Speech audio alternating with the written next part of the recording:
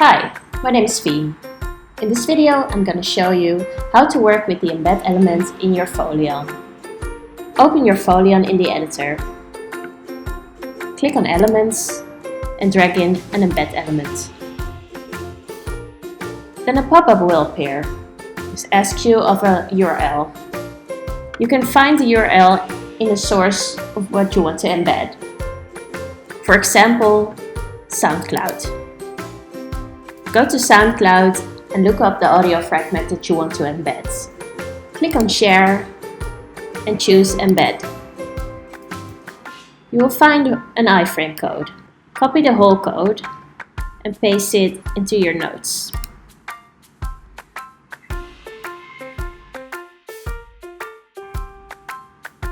From this whole code, you can find the source. This is a URL. Copy the whole source and paste it into the embed element in your Foleon. Click on Preview and then Save. Then you'll see that the SoundCloud is now embedded in your page. This is how to use the embed element for SoundCloud. Thank you for watching.